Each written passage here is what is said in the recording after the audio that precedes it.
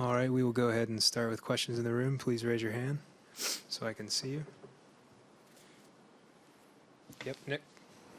Serena, congratulations. That was a really great performance. 24 winners, I think. How did you feel on the court, and do you feel like that's the level that you've been bringing so far in the tournament?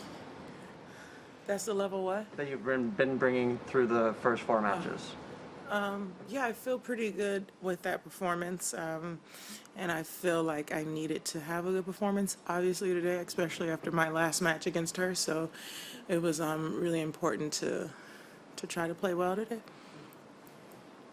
Karen up front. As difficult a challenge as she posed, how tough was it just for you physically to recover from a 2-hour intense match from the last round? Was that part of the difficulty that today presented? Yeah, I guess it was difficult. Honestly, I didn't think about it. You know, I just was thinking, I didn't think about it at all, but in general, I just try to focus on the next thing. But yeah, it's, now that you mention it, it's definitely not easy, and I'm still recovering, so it definitely takes time. Go ahead, Mark. Oh, thank you. You had said, you alluded to the last time you played. How much, can you be honest now and say how much did that result stick with you, and was the desire to avenge that part of your intensity tonight?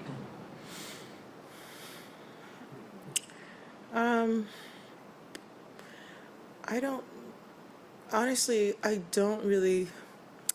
didn't really think about that so much. It was more about today, and just next time play better. I knew I couldn't play worse, so that was a good thing.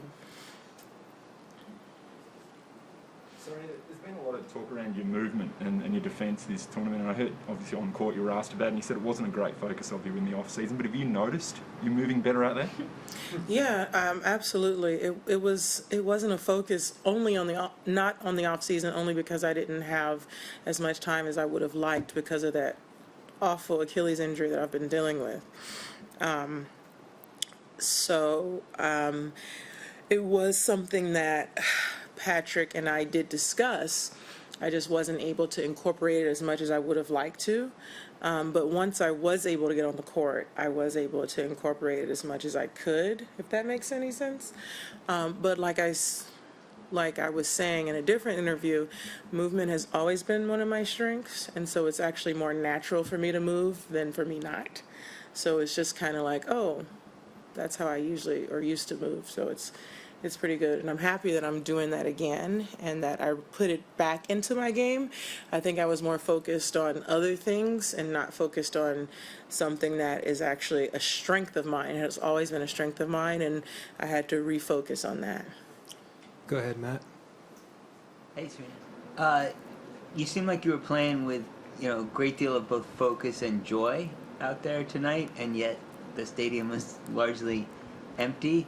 How badly would you like people to be in the stadium when you play Naomi on, what is it going to be, Thursday? Well, it's twofold. I love having the people there, obviously, but at the same time, it's kind of nice to not have, like, I don't know if it's more pressure when there's people in the stands. So I think either way, it's really a win-win situation. So it's kind of how I look at it. Last couple questions in the room. Karen.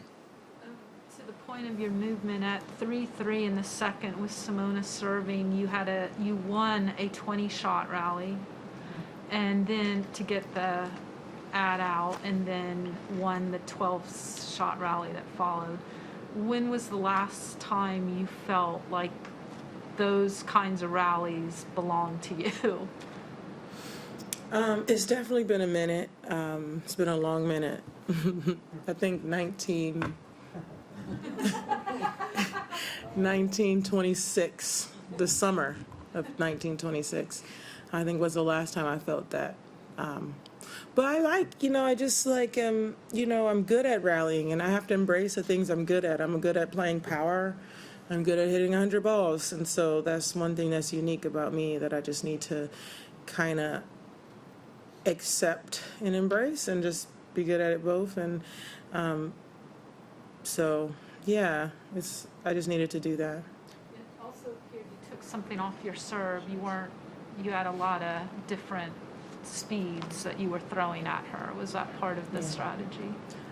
Not at all. I just am not, my first serve is not where it should be, and so I'm just like, get it in, because against Sabalenka, I just was like, not getting my first serve in, and today I'm like, where's that 220? It's eluding me right now, so not part of the strategy at all. I'm just, yeah.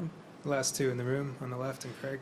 Serena, congratulations. Obviously, it was a really tough game. With that confidence that you have from this game, how do you feel going ahead and versing Naomi in a few days? I feel good. I feel like, I'm here, and I'm happy to be here, and I got to keep going, and, that's obviously the goal, and obviously I have an incredible opponent to play, so it'd be nice to hopefully keep raising the level of my game. I'm going to have to.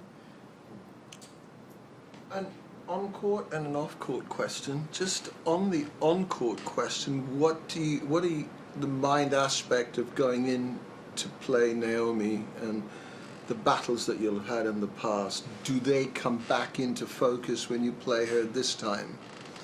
And then the off-court question, how's production going on, is it King Richard, the film? With your father?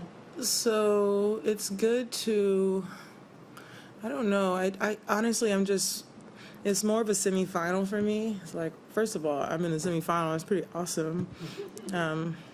So that's exciting, and then it doesn't matter who I'm playing really in the semifinal, it's a semifinal of a Grand Slam, and no one gets there by chance, so I gotta be ready. I actually don't know. I need to check up on that, how King Richard's doing.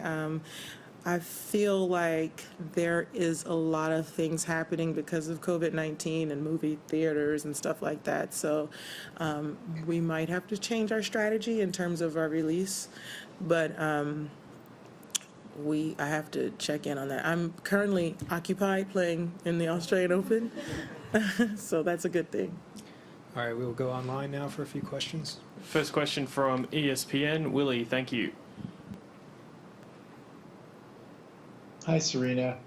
You've played Naomi now 4 times. How would you describe her as a hard court player and the challenges that she poses for you? I think she's a very strong player, and I feel like she does everything well. She has a good serve. She has a great return. She's strong on both sides. And so, and I think, so like I said, it doesn't matter who I'm playing in the semifinals. I mean, people are gonna want to try to go to the next round. So it'll be an interesting match. Next question from the Associated Press. Howard. Hi, Serena. You were talking about the idea of this is a semifinal. I'm back at that level here in Australia. I'm wondering, is it easy or hard to not think beyond that? To just think about what's at hand next and not let your mind think to the idea of what could happen after that? And have you gotten better at that? Or is it the same for you throughout your career? It is, I would say it's definitely not easy to not look past that, but it's also not easy to not look past the semifinals because it's like there's still so much tennis to be played in the next 4 days. Technically 2, but 4. So, yeah. And final question, thank you, from The Sun. Robert. Hi Serena, this is your first slam match against Naomi since the US Open final in 2018. Have you two ever spoken privately about what happened that day? Have you had closure between the two of you? And what is your general relationship with Naomi on the circuit? Well, I think we both have had closure and we've reached out to each other. I've definitely reached out and she's, yeah, so off the court, it's hard. I think she's a great competitor and she's a cool cat. Thank you, everyone. That Thank concludes you. our press conference with Serena Williams.